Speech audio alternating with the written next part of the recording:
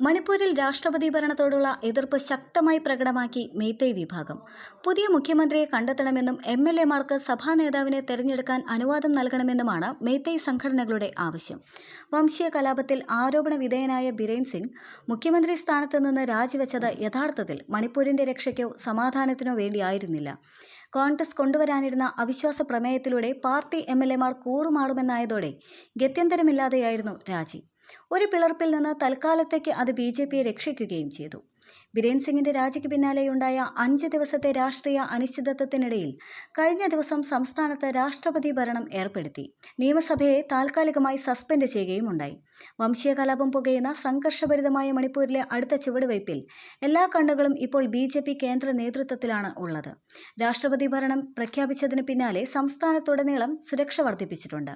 Governor Ajay Kumar Bhalla CRPF ഐജിയെ രാജ്ഭവനിലേക്ക് വിളിച്ചുവരുത്തി നിർദ്ദേശങ്ങൾ നൽകിയിട്ടുമുണ്ട്. 60 അംഗങ്ങളുള്ള നിയമസഭയിൽ എൻഡിഎ സഖ്യത്തിൽ 46 എംഎൽഎമാർ ഉണ്ടായിരുന്നിട്ടും ഡൽഹിയിലും ഇംഫാലിലും ബിജെപി കേന്ദ്ര നേതൃത്വം നടത്തിയ മാരത്തൺ ചർച്ചയിൽ പുതിയ മുഖ്യമന്ത്രിയെ കണ്ടെത്താനാവാത്തത് ബിജെപിയെ തീർത്തും പ്രതിസന്ധിയിലാക്കിയിരുന്നു.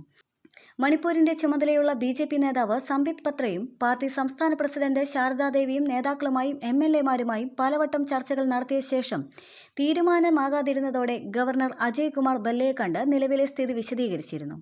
ഇതിന് പിന്നാലെയാണ് രാഷ്ട്രപതി ദ്രൗപദി മുർമു വിജ്ഞാപനമിറക്കിയത്. അതേസമയം രാഷ്ട്രപതി ഭരണത്തെ കുക്കി വിഭാഗം സ്വാഗതം ചെയ്യുകയായിരുന്നു.